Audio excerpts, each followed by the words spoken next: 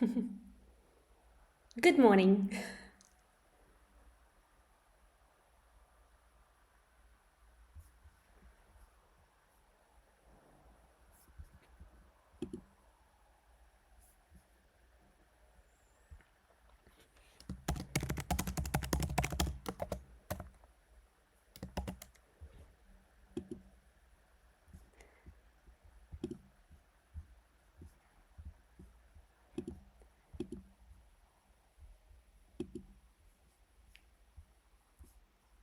Good Saturday morning. How are you?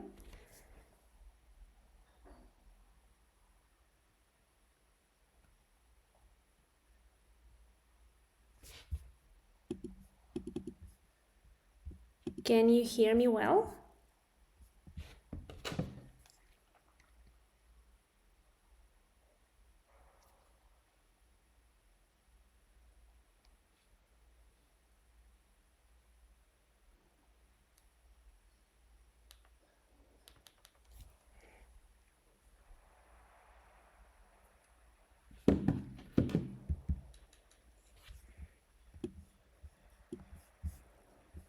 Can you hear me?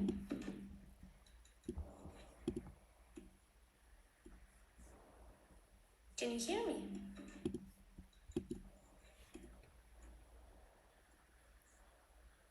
Can you hear?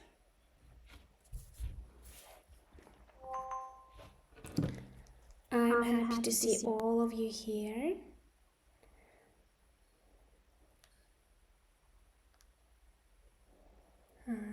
Good. Great, you're audible to me. Good morning, good morning. Sorry, I'm looking there just because there is my phone and I can see all of the comments there and everyone who is joining.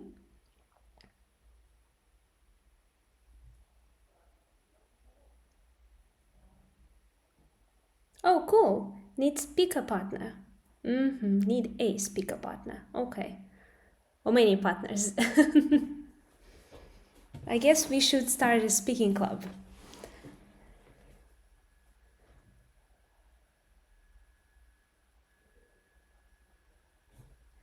Good morning, good morning. So we are all here today because we are going to learn English. We are going to talk about a modal verb must and a semi-modal verb have to. I know that I also talked about should, but while I was preparing yesterday, I understood that that would be so much information. So we are going to focus on on these two verbs. While people are still joining, we're going to wait. No, I'm not from the United States. I'm from Russia, but currently I'm living in Hungary and we are planning to stay here for 2 years and then we'll see.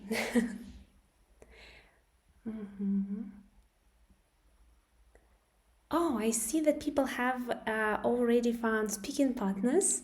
You know, this is like English Tinder. Right.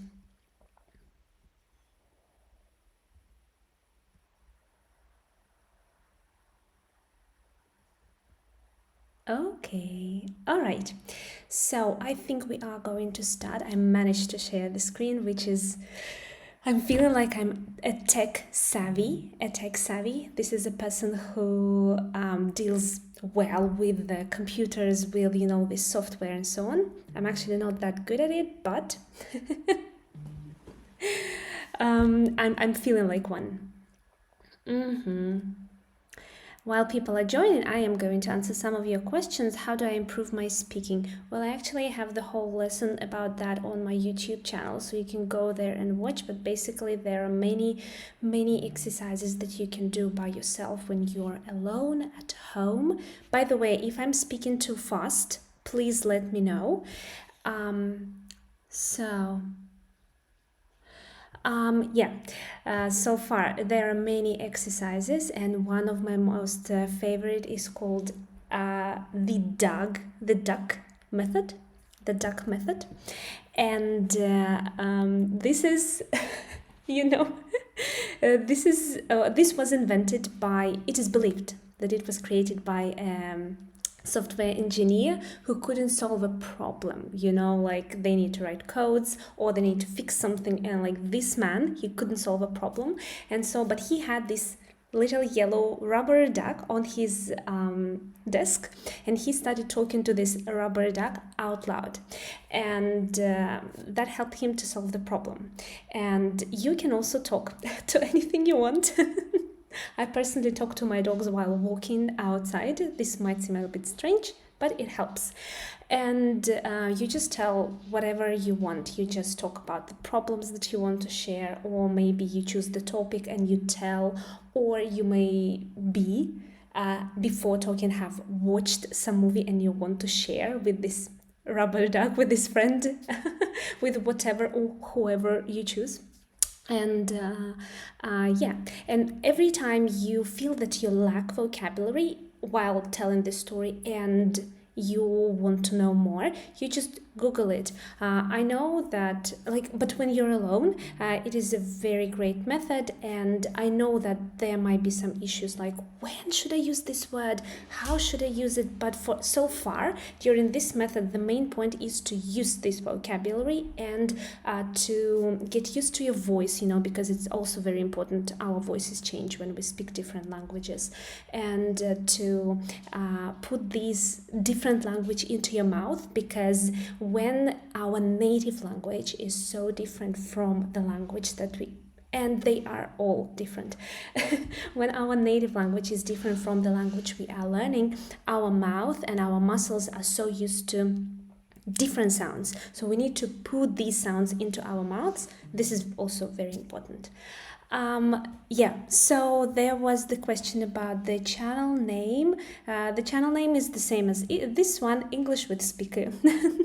So you can go there, and there are many videos. They are all supported with worksheets. You can find these worksheets on my Ko-fi and on my Patreon accounts. I uploaded all of them there. They're all for free. There you will find, in the worksheets, you will find the scripts, you will find the exercises, and of course answers and my recommendations for the next videos.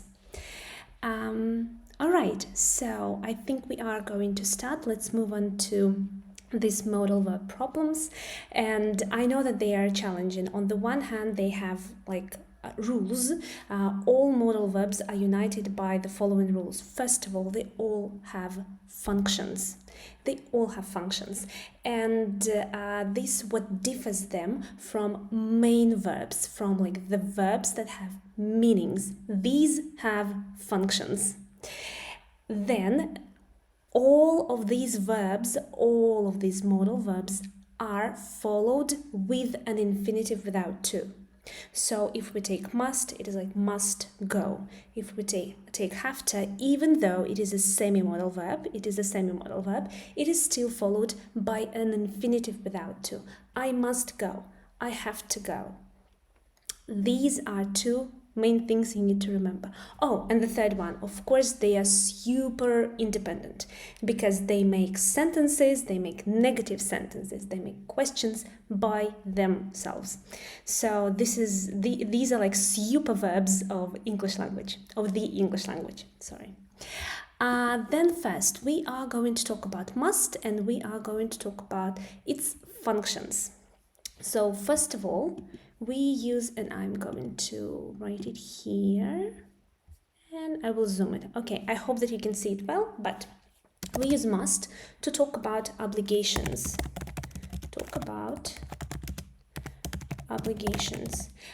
If you are asking any questions now, or if you are commenting on something, please hold it on until a little bit later after we cover must, because I cannot see the comments. So, and I don't want to skip anything.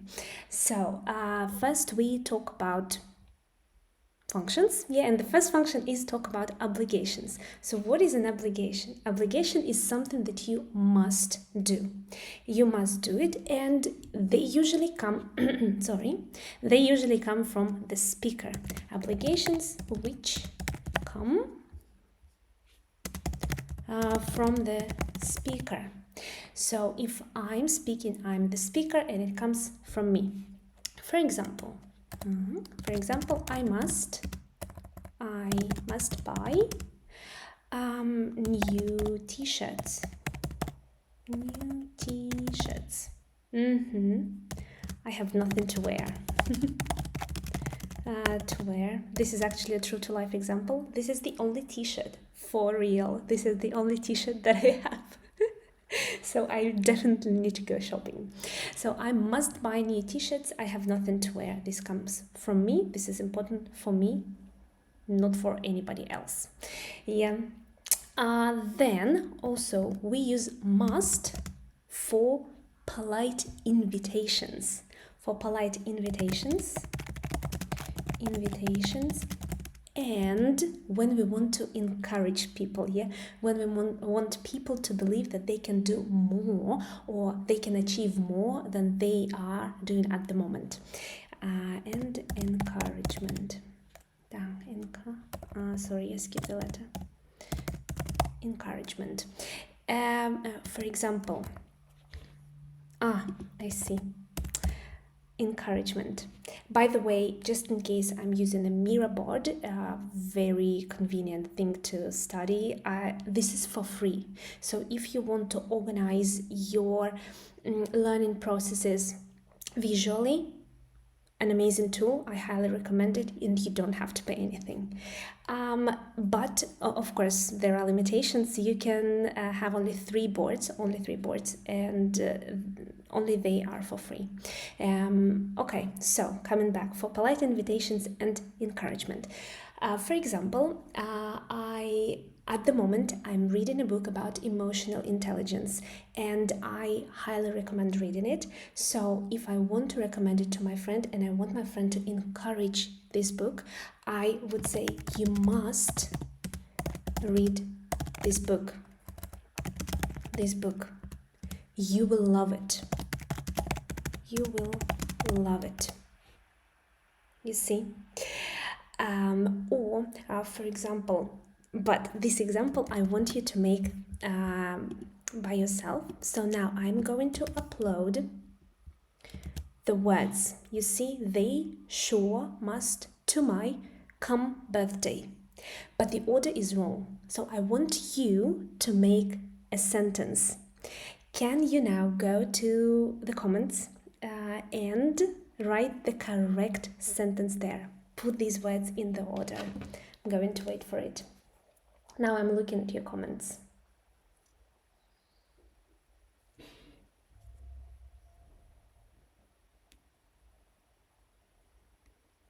I left a little hint there already because the first word starts with a capital letter and a comma, but it will make things easier for you, and we are mostly focusing on the modal verb, so that's fine.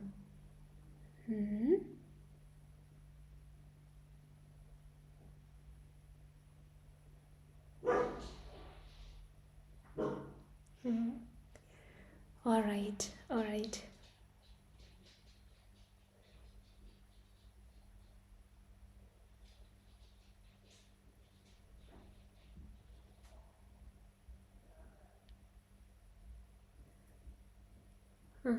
So what is the correct word order in this sentence?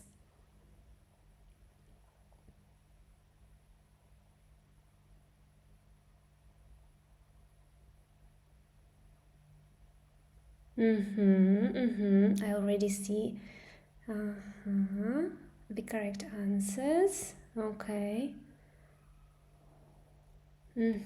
So yeah, now I'm going to write it. Sure, or we can put sure to the end of the sentence, it's fine. Sure, they must come to my birthday. Sure, they must come to my birthday, or they must come to my birthday. Sure. Amazing job, you guys. Very well done. Good.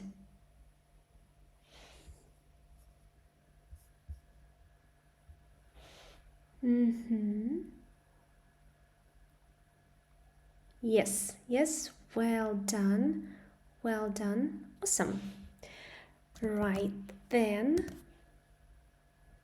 I'm still getting comments. I think it is just like coming a couple of seconds later, so it's fine, but we figured out the correct answer and we are going to move on. Now, the next function is quite funny because first, as we have just talked, we use must for polite invitations and encouragement. And then this one is to criticize. To criticize, yeah, to criticize someone. Someone. If you see that I wrote like with Z and then it turned into S, it's okay because sometimes it changes to American English. I have no idea why it is so picky, but fine. So to criticize someone. Now, for example, imagine there is a person near you and like you are friends, but maybe you are tired, you're a little bit angry, you know, or for whatever reasons, yeah, we can behave differently in different situations, but you're annoyed at this person and this person is talking, expressing opinions and is very, very loud. And so you say, must you often be so loud? Must you often be so loud? Like you are really annoyed. Yeah. Or, for example, if we talk about opinions, must you express your opinion all the time? No one cares. And let's separate them. No one cares. Must you express your opinion all the time? No one cares. This is actually very rude, as you could guess, yeah, but I'm sure that you understand that it is used in some particular situations. So yeah, that's why like this function is kind of funny to me and a little bit strange, because first is encouragement and this one is to criticize someone. But we also will come back to these functions to this function of criticizing, and so far when we come to have to. But so far,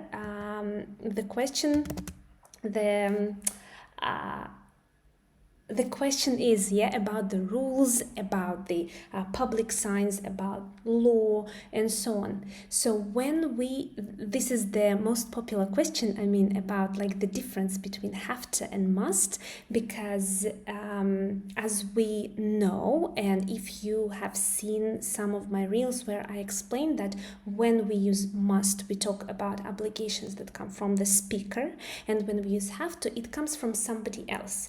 And we would think that if we talk about rules, law,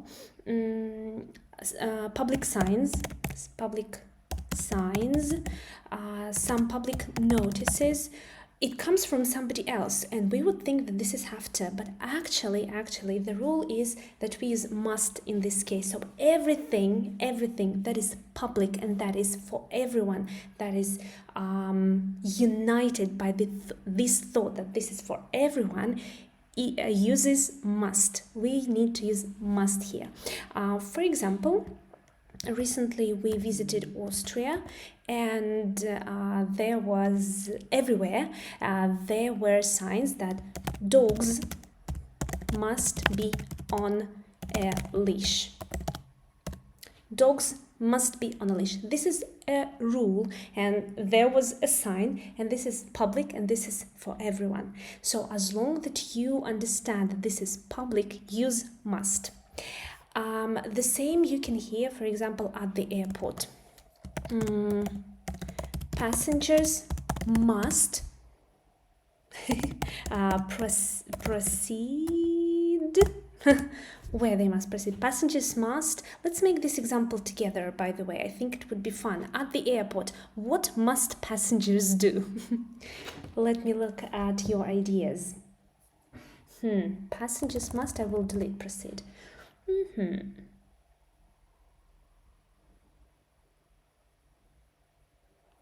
Passengers must.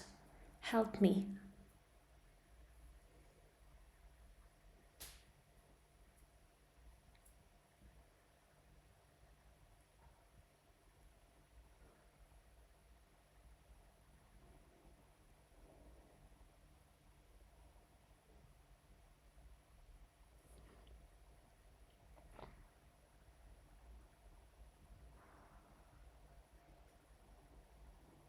Since I'm seeing your comments a little bit later, so far I feel that you're also stuck. But maybe it's not true. Maybe it's not true. Oh,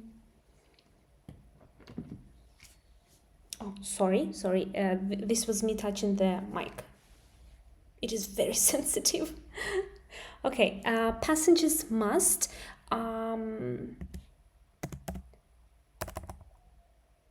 that is going to be not the best example, but okay, passengers must take seats according to their tickets. Passengers must take seats according to their tickets. Okay. Okay, passengers must show their passport. Good. Thank you for that. Yes. Yes, good.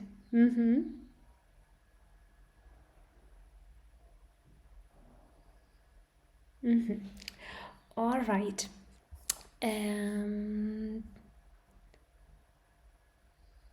Yeah. Okay. Yeah, passengers must go to gate 1. Good idea.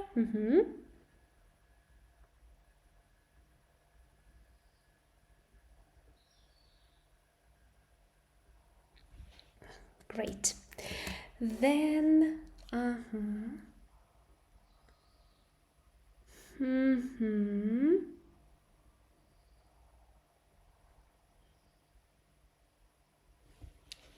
right.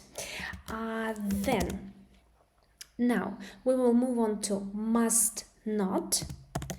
Must not, and we use it when we want to talk about something that is not permitted. Yeah, not permitted. You can, by the way, use it as well instead of must not, not permitted, or not allowed. Yeah, not allowed. For example, in the building where, in the complex here, in an apartment complex where we live, we have many different rules, and one of them is you must not, I will write must not, but of course in speaking we say mustn't, you must not make noise after 9 p.m. Yes, you might not you must not smoke in hospital. Or 9 p.m. Yeah, you must not make noise after 9 p.m. or at the hospital. I will write it here. You must not smoke in any hospitals, of course, inside no, and even at the hospital as well, on the territory. Yeah, you must not smoke. Okay. But of course this one, last one, must not, not permitted, and not allowed, is connected with rules, law, public signs, and notices. It's just that we discussed the negative form of must not. All right. Now we will move on to have to. Let me just move it here and start a new one. Let's move on to have to.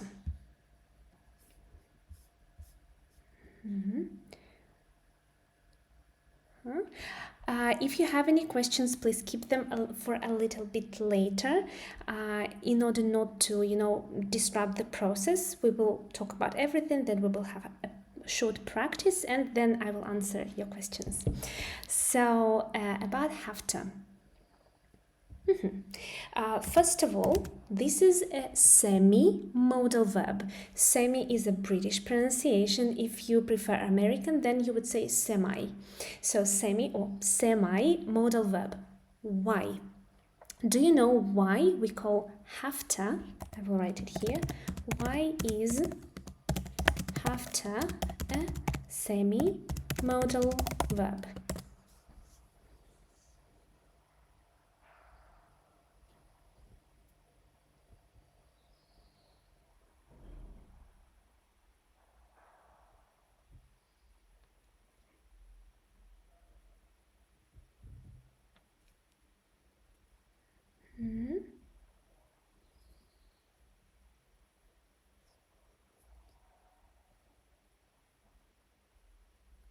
I see the questions. I'm going to answer them at the end of the video. Just keep them in mind or maybe write them somewhere because I may not remember all of them.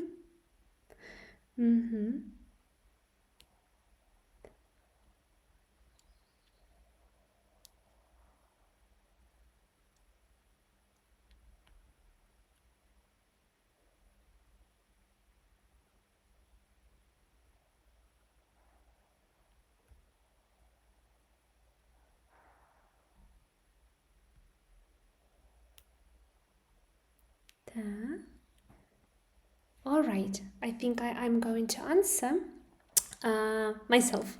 So, why is have to a semi-modal verb? If we take a look at must, and if we look at its positive form, must, and at its negative form, must not,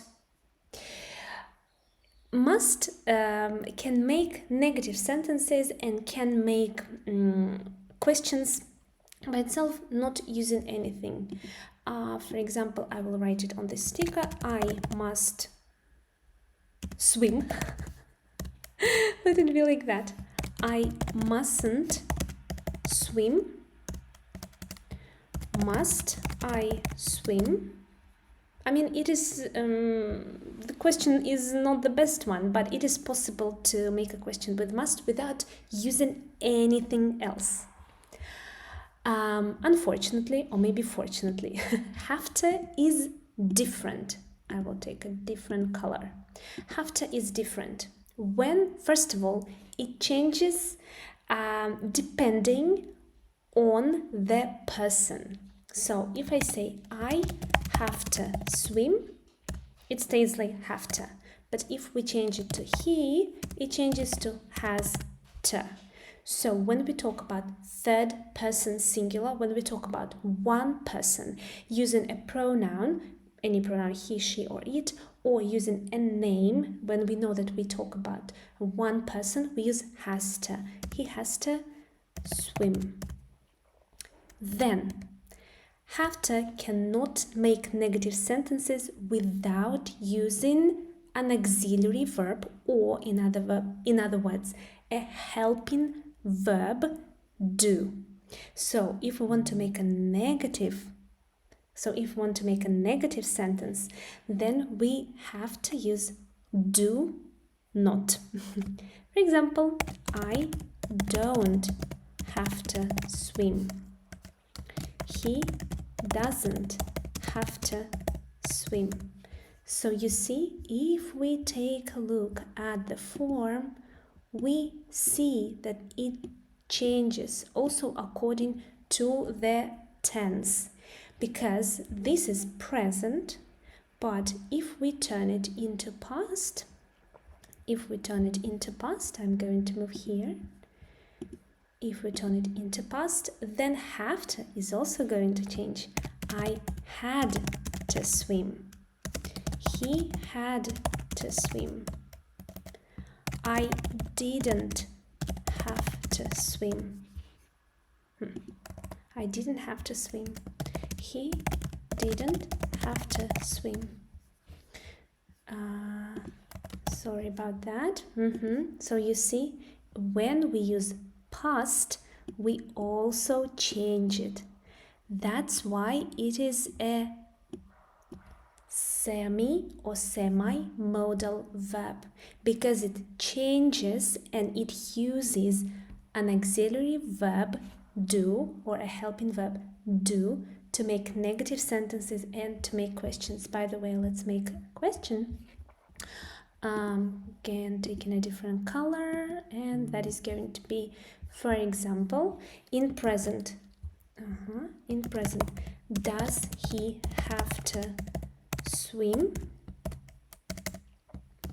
Did they have to swim? So be careful with that. This is what unites have to with other verbs. But this is it, nothing else. Because as all modal verbs, it has functions And after, we use an infinitive without to. You see, in 0 examples, we changed swim to anything else. It just stays as swim. Great. So now to the functions. First of all, tell me, is it clear? Do you understand why we call it a semi or semi-modal verb? You can just leave a thumbs up or just say yes.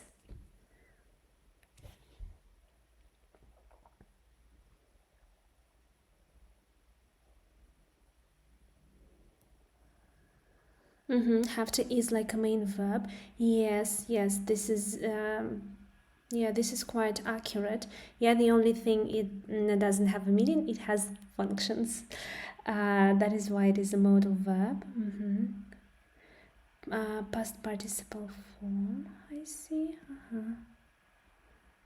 Yeah, okay, very clear, definitely. Cool, amazing. Now let's move on to functions. So the first function is have to or has to, shows it's necessary to do something. It's necessary to do something. For example, if you don't know, but we have 2 dogs, and so we have to buy food for our dogs. We have to buy food for our dogs. It is necessary. We want to keep them alive. So we have to buy food for our dogs.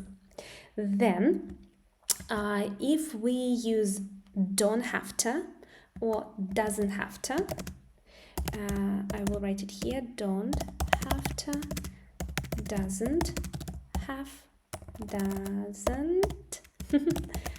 to, then it means not necessary to do something. Yeah, it means that you can choose to do it. If you want, do it. If you don't want, don't do it.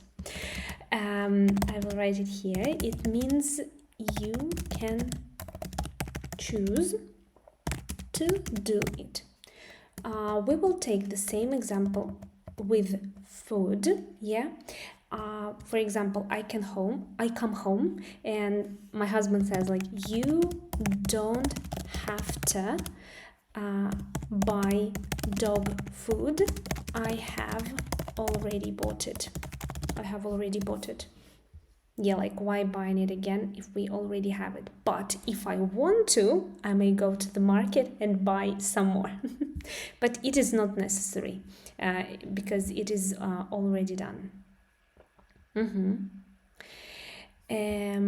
Okay, all right. Now I want you to answer the question.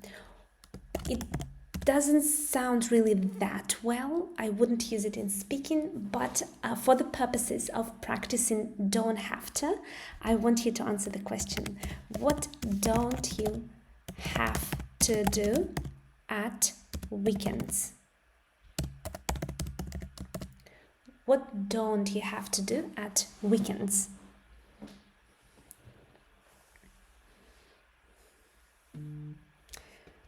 For example, I don't have to wake up early, but my body chooses to wake up early.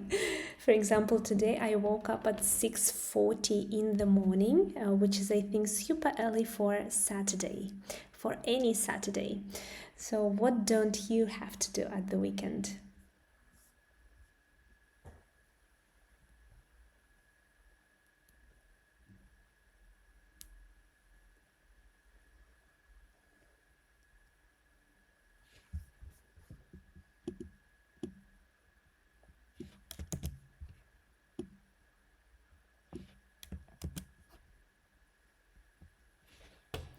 Waiting for your answers.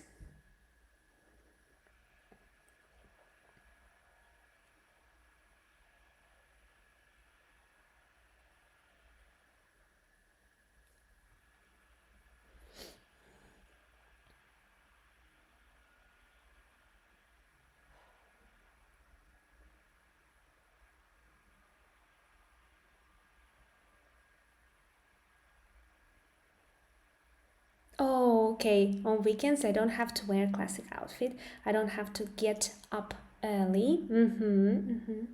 Yeah, by the way, you can say at weekends or on weekends. At weekends is British one, on weekends is American one. So you might hear that on weekends. You might hear that a lot in Hollywood movies. Yeah.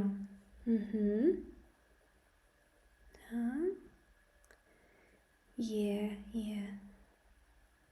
I think for people who work at in different offices, yeah, or let's say generally people who work in offices, they are so happy not to wear, these t-shirts and like smart clothes because I know that now there is smart casual and it is more comfortable to wear, but when I was at school and there was uniform, I truly hated it. For real, I don't like wearing smart clothes unless it is like smart casual, the ones that is that are popular now. You don't have to go to work. Yes, I don't have to go to the gym. Cheat days. Yeah. I don't have to go out. Okay, yes, you can stay at home all day. I don't have to stay in. Yeah, that is the opposite one. Yes, you can finally go out and meet with your friends. Great. Okay. Now, do you remember we talked about in must we talked about criticizing someone, and I have warned you that we would come back to this part. Now you can also use don't have to criticize someone. So I'm going to place that here. Use don't have to criticize someone, uh, or to tell them not to do something, for example, first of all, before the example, I should say that using don't have to is less direct. Using don't have to is less direct. It sounds softer and it sounds not so rude when you use don't have to criticize someone. Let's even compare. For example, you mustn't eat the whole cake. You mustn't eat the whole cake. Leave something for tomorrow. I even feel like my eyebrows, when I like say this, my eyebrows, they like come together and they meet, and I'm frowning. Yeah, I'm frowning when I'm saying like you mustn't eat the whole cake. But then again, when I use you don't have to, you don't have to eat the whole cake. I even smile a little bit, like I feel a different vibe. You don't have to eat the whole cake. You don't have to eat the whole cake. Like, it is softer, it is more friendly. So in this case, for criticizing, you can either use mustn't or you can use don't have to. You just need to choose your intonation. You choose how you want to sound and how you want other people to hear you. So in this case, you just decide they share this function. And since now we started comparing don't have to and must, we will move on to another function. Yeah, so we use must and have to talk about obligations. I think I will start a new one. I will just put it here. Must and have to. People who are joining us just right now, I'm welcoming you. Welcome to this lesson. We are talking about must and have to. We have already covered functions of must and have to, and now we are moving on to comparing them. We have actually also started comparing, so But it's okay, you can later come back and watch the lesson from the beginning. But we use both must and have to for obligations. To talk about obligations, the only thing that you have to remember that when we talk about must, when we use must, it comes from the speaker, When we use have to, it comes from the outside speaker. Comes from the outside speaker.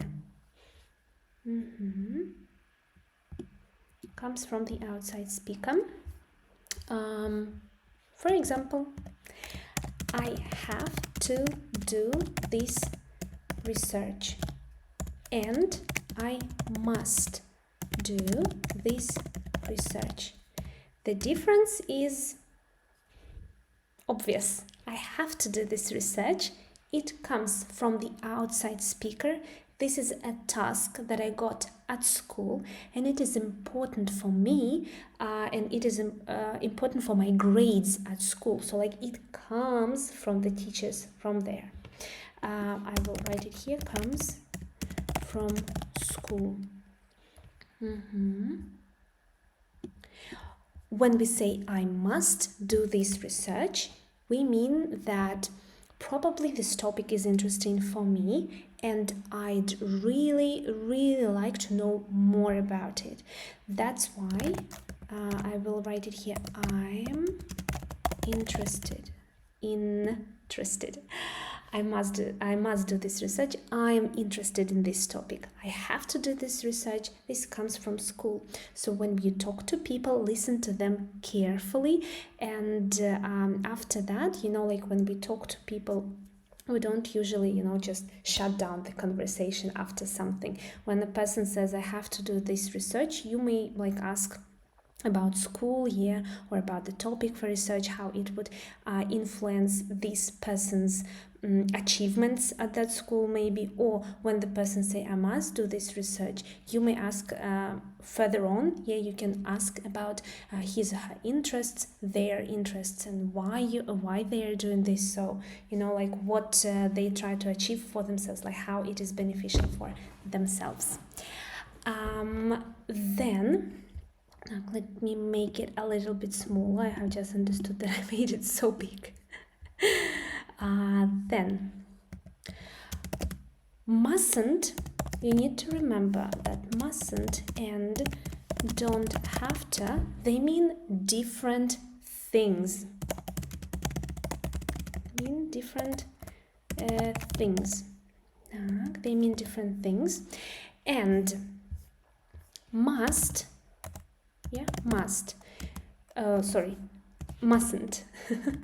mustn't means it's not that one, essential not to do something.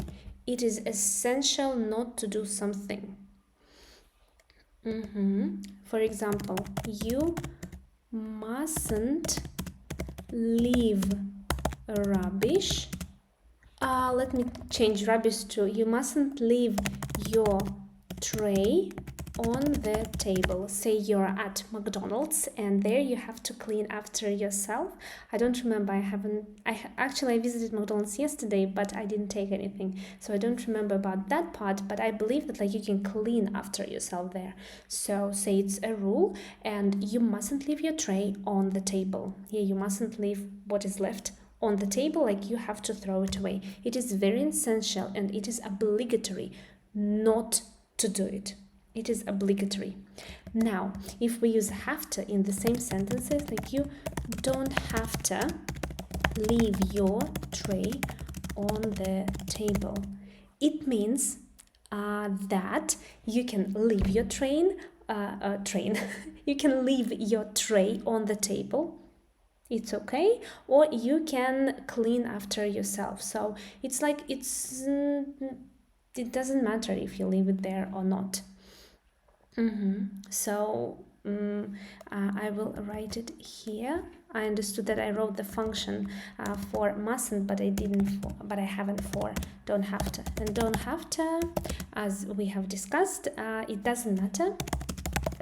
It doesn't matter if you do it or not. So if you leave your tray, it's okay. If you don't leave your tray, it's also fine. Like nobody really cares. The best example, for example, for today, since it's the weekend, it's Saturday, and I can say I don't have to work. I don't have to work tomorrow on Sunday. So I'm going to sleep in. I don't have to work tomorrow. I don't have to work on Sunday, so I'm going to sleep in. Sleep in is when you plan, or like when you don't set your alarm clock, and when you let yourself to wake up at any time you wake up. So it like doesn't matter to you. Like sleep longer. Let yourself to sleep longer. And actually that's it. So we can unite that there are three differences. First of all, they share the function of criticize, and here let's sum it up. They mustn't, and don't have to share the function of criticizing. The only thing is that mustn't is very strict, it's very strong, and don't have to or doesn't have to is softer. Then they share the function of obligations, but sorry, I again tapped my microphone. If you have just joined, my microphone is very sensitive, so sorry about any extra noise. So if you talk about obligations, and if you use must, then it comes from the speaker, from the person who is speaking. If it is have to or has to, it comes from some other speaker. It comes to you from a different person. And then mustn't and don't have to, they mean different things. Mustn't means it's not, it's essential not to do something. You mustn't do it. It is forbidden. It is not allowed. It is not according to the rules. And don't have to, it doesn't matter if you do it. Like you may do it, you may not do it. It's totally fine. All right. This is actually the whole theory. Wow, look at our lesson. Look at our lesson. So many functions. Amazing. Again, if you have just joined, this is a mirror board, and you can use it for free. You can organize 3 boards there. Like if you want to use it for studying purposes, it is amazing. This is not advertisement, by the way. It's not an advertisement. It's my pure recommendation. Very, very convenient thing. For example, on Tuesday, last Tuesday, we were talking about present perfect and past simple on my YouTube channel, and this is the way I organized our lesson. So if you want to have a look at this lesson, you need to go to YouTube. My YouTube channel is English with Speaker. It's the same. You can look, actually I have the link in my bio, or you can just now Google it Google it, or just go to YouTube to the search bar and you will find it. And there are many more lessons. So coming back to must and have to. I will move it here because now I want us to practice a little bit. Now I am going to write some sentences, and I would like you to, so this is the first sentence that I'd like you to look at, and in the comments tell me, what do we need to use here? Must or have to?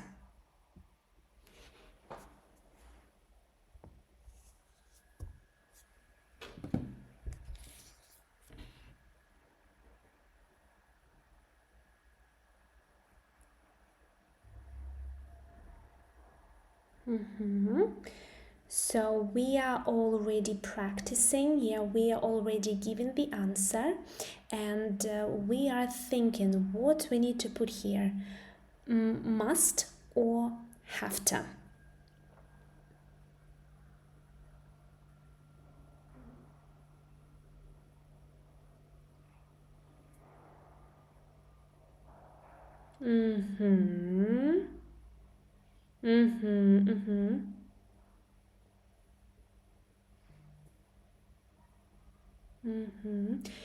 Yeah, I see correct answers here, and we need have to. We need have to. You have to apply for a visa to be able to enter the country. It comes from, but I can see why you want to put must. We are not discussing should, so only must and have to. Only must and have to. So it is have to because it comes from a different person. But I see why you want to reply must, because this is a rule. Yeah, we have to, we must apply for a visa because it's a rule. Otherwise, we will not be able to enter a different country. I see. Okay, so I should have put it in like a form of a dialogue. But I was imagining in my head, I was imagining like it was coming from a friend. So like you have to apply for a visa to be able to enter the country. But I see why you want must. Why you want must. Right, then the next sentence. All. I almost done it. All right, the next sentence again, have to or must, and in here I'm going to give you a little hint. Probably pay attention to yesterday. Pay attention to yesterday.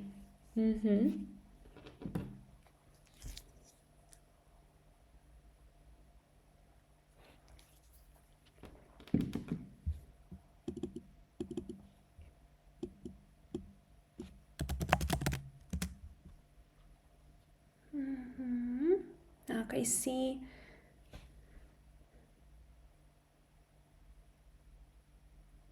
Yes, that's right. We need had to. Yes, we need had to because must doesn't have a past form.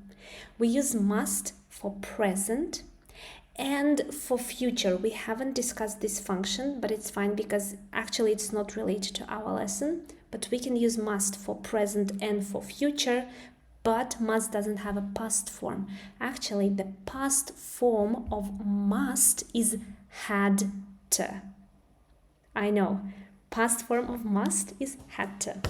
So keep that in mind every time you see even like you see the sentence in the past, and we talk about some obligation, some rule, like something like that, you cannot use must, only had to. Okay, then the next one. I put here in the brackets, I put that this is a rule. This is a rule. I can see it often during winter at different shops because I guess because they have a lot of like customers, they walk in and out, and the doors, they might be a little bit loose, and some people just leave this door open. And poor people who work at the shops, they like freeze, or they would have to come every time and close this door.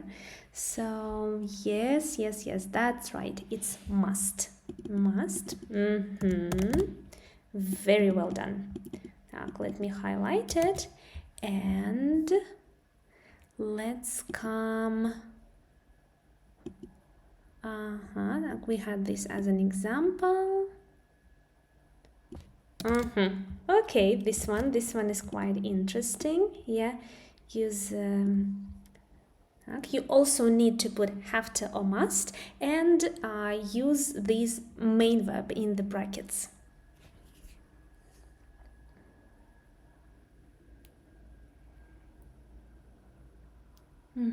Hello to everyone who has just joined. Welcome. We are already practicing using must and have to, so try to give an answer. Remember that have to, it comes from somebody. Yeah, this obligation comes from somebody. When must comes from the speaker, him or herself.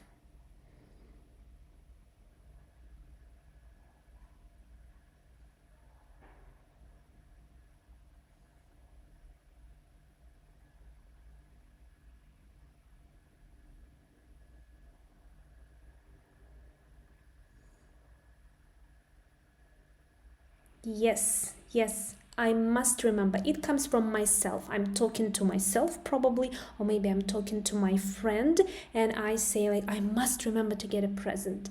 Yes, yes, that's right. All right, and the last one. The last one. This last one, pay attention to the pronunciation of the verb fasten. Fasten, here we have letter T that is silent. So fasten their seatbelts. Again, must or have to.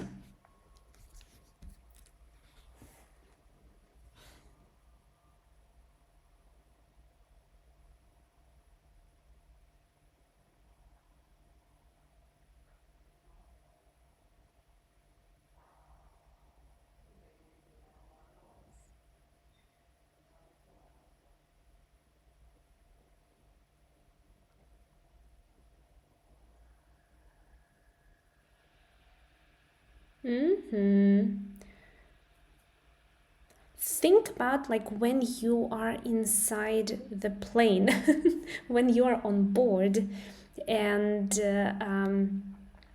flight attendants, they tell you the rules. Oh, sorry, fasten, of course. Fasten is, let me do it like that. Probably you can see me better like that. So when you are in the passenger's seat and flight attendants tell you to, there is like this, let's say, ribbon, and like you need to connect it around your waist. You need to connect it around your waist and you need to sit still while the plane is taken off. Or for example, when you get into a car, you need also to fasten your seatbelt. Yeah, fasten your seatbelt so that you stay safe.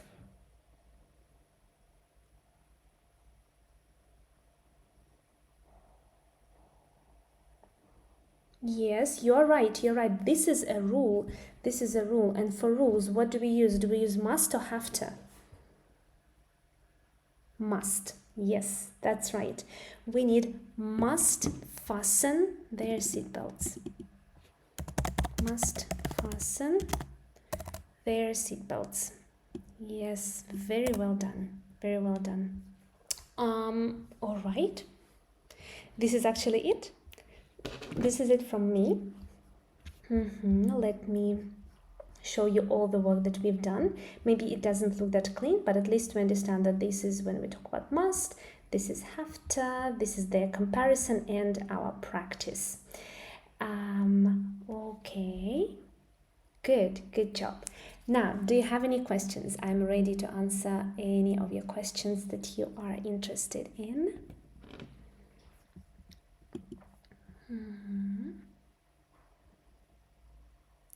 I'm going to do it like that. And I'm going to make myself a little bit bigger.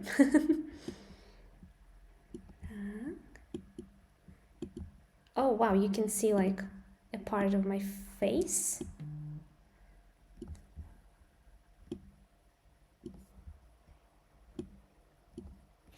Okay, I'm super big. Right, so it is going to be like that. I think I need to move. Yeah, so now I'm holding the phone. Sorry if I'm not looking straight into the camera because I can see your questions here. Will I have the opportunity to watch this broadcast from the beginning? Yes, yes, for sure. I'm saving it. Of course, you will. You will.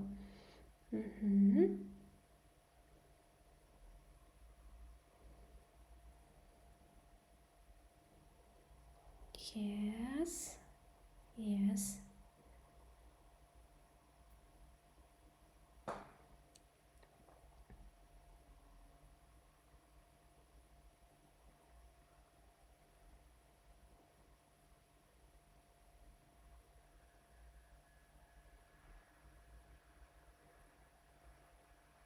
I think I saw some questions there. Just let me.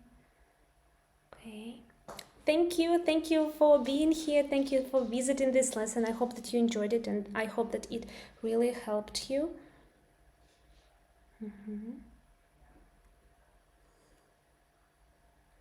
I will try to.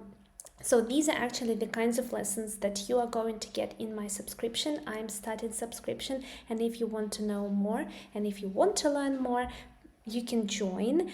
I'm going to send the sticker. I'm going to post the sticker on my stories. I'm going to post it in my broadcast channel if you're not there yet. And I am planning to give such lessons there every week. I'm even planning to do it 2 times a week if there are more people and when there are more people. But so far it is so brand new. You can join.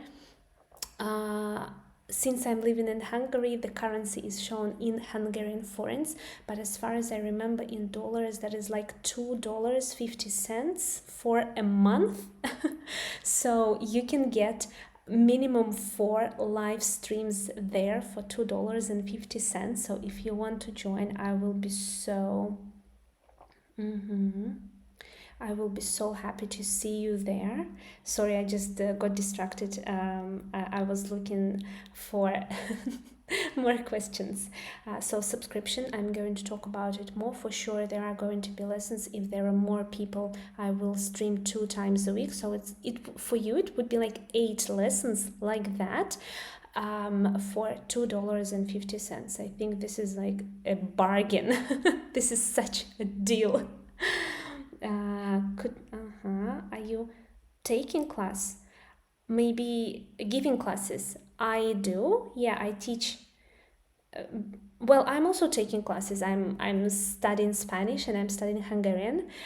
So I know a little bit of Armenian. One word, not a little bit.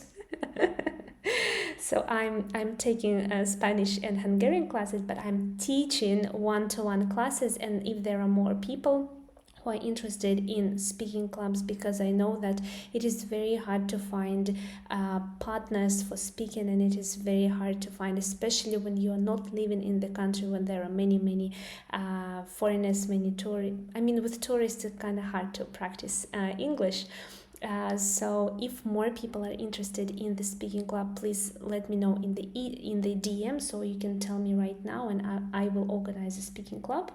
Yeah, but if you're interested in classes like one-to-one, I'm also teaching one-to-one classes.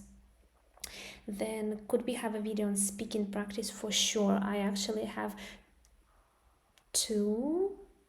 Oh my god, 2 or 3. I remember about 2. Okay, so 2 videos for sure. One is about on my YouTube channel. It is the same name, English with Speaker. There, the first video is about how to speak English fluently. That is faster, how to speak English faster, and there is some advice and also exercises. I always provide some practice in my YouTube videos. All the time I give the examples and I show the examples. So how to speak faster, how to speak fluently, and the second one is about how to speak English, how to develop speaking skills when you're alone at home, because this is the most important part. When we learn a different language, we feel shy speaking to other people. So this video is perfect for those who either don't have partners to practice speaking, or are not part of any speaking club, or are shy speaking to other people and just want to get used to their voice, just want to put all the sounds into their mouths. Because as I told at the beginning, it is very important, because our native languages are so different from the languages that we are studying, because we put different sounds there. That means that the shape and the way muscles are work, they are so different. So you can go to my YouTube channel, watch these 2 videos. If I have a chance, I want to talk to you. Okay, yes, we can talk, of course. If you want to study English, you can DM and we will proceed with that. I see that you're interested in speaking. Good.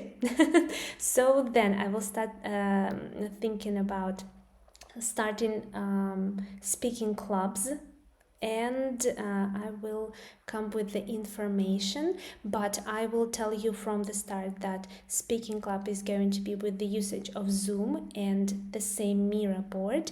I will always give you worksheets, and after the lessons for sure, and before, I will give you some information so that you can prepare, and some vocabulary so that you can prepare for speaking clubs. This way we can also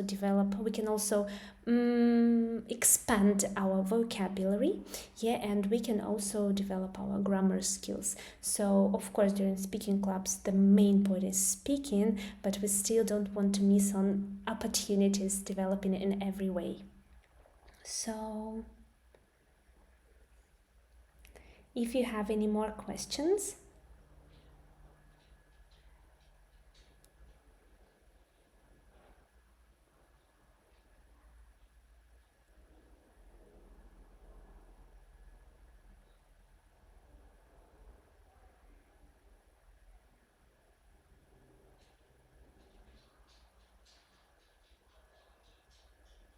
All right, then I'm going to wrap it up.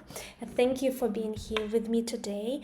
I will try to make such lives as more often, but you will get more with the subscription, of course. So I'm thinking of doing it on Instagram public for everyone once in 2 weeks, and on in my subscription I will start with 4 lessons, 1 lesson a week, and then if there are more people, of course there are going to be more lessons.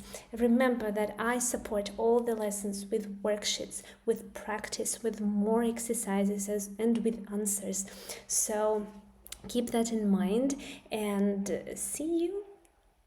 Enjoy your Saturday.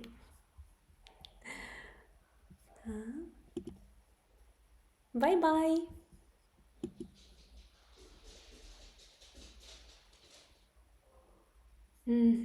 How do I join the speaking? I see this question. I will create the link. I will create the link. Please watch my stories, and yeah, watch my stories. Follow my stories. Also join Boost Your English channel. I always post there first, and if you want to be the first to know, join. See you. Bye bye. Enjoy your weekend.